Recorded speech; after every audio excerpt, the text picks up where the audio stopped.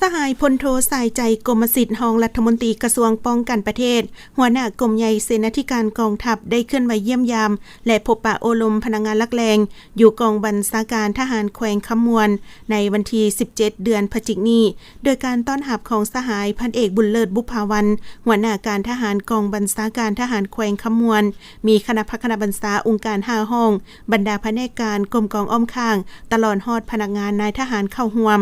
สหายพันเอกบุญเลิศบุภาวันหัวหน้าการทหารกองบัญชาการทหารแขวงคำมวนก็ได้รายงานสภาพการเคลื่อนไหวปฏิบัติหน้าที่เวียกงานหอบด้านของกรมกองและยาผ่านมาโดยเฉพาะแม่นเวียกงานรับประกันเห็นให้สภาพมีความสงบและได้ถือเอาเวียกงานศึกษาอมหมการเมืองนำพาแนวคิดข้อกำหนดกฎระเบียบต่างๆมาจะตั้งพันขยายให้พนักงานนักรบได้รับรู้เข้าใจอย่างลึกซึ้งกำแน่นแนวทางนโยบายของภาครัฐให้แต่ละสหายมีแนวคิดการเมืองนักแน่นมีคุณสมบัติศีลธรรมปฏิบัติมีสติต่อการจะตั้งพร้อมกันปฏิบัติหน้าที่วิสาเฉพาะติดพันกับ4หน้าที่ใหญ่26แผนงานที่คณะกระทรวงป้องกันประเทศวางออกและหันลงก็สร้างรากฐานการเมืองตาม4เนื้อใน4คาดหมายและพัฒนาชนบทรอบด้านเห็นให้ขอบเขตกรมกองตั้งทัพมีความสงบปลอดภัยโดยพื้นฐาน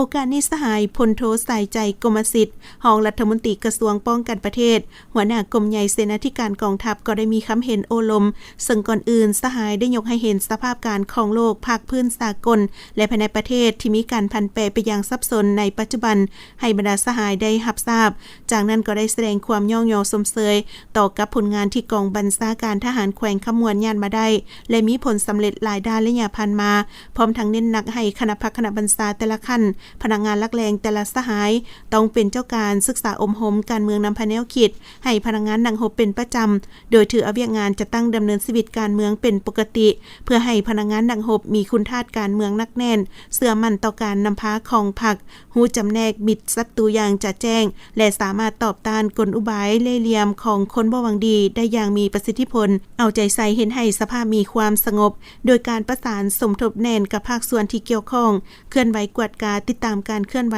ของกลุ่มคนบ่หวังดีติดพันกับการลงก่อสร้างรากฐานการเมืองพัฒนาชนบทรอบด้านสุมใส่ปรับปรุงก่อสร้างกรมกองให้เข้มแข็งรอบด้านโดยตั้งหน้าปฏิบัติ7ระบอบ18เวียกข้อกำหนดกฎระเบียบต่างๆอย่างเข้มงวดปรับปรุงแบบแผนวิธีเฮ็ดเวียกอย่างมีวิทยาศาสตร์บนพื้นฐานปฏิบัติตามหลักการร่วมศูนย์ประชาธิปไตยเฮ็ดเวียกเป็นหมู่คณะมอบหมายให้บุคคลรับผิดชอบพร้อมทั้งมีการสุญญูติดตามกวดกาและช่วยเหลือซึ่งกันและกันมีความสามัคคีรอบด้านเอาใจใส่ก่อสร้างพรรคทั้ง4ด้านโดยถือเอาคุณภาพเป็นกกก่อสร้างพนักงาน3หุ้นโดยอิงใส่ความรู้ความสามารถตัวจริงติดพันกับขบวนการก่อสร้างกรมกองปลอดใส่เข้มแข็งนักแน่นและขบวนการอื่นๆเพิ่มทวีการคุ้มครองปกปักรักษาบรบัตรพัดเสร็จพาหนะเทคนิคอาวุธกระสุนบ่ให้เปเสียหายโดยบ่มีเหตุผลเพื่อรับประกันเกี่ยมพร้อมเฮ็ดสำเร็จหน้าที่ยกสูงความรับผิดชอบต่อหน้าที่การเมืองของตนให้สูงขึ้นกว่าเก่าเพื่อพร้อมกันสร้างกองทัพประชาชนลาวให้เป็นกองทัพปฏิบัติมีระเบียบแบบแผนทันสมัย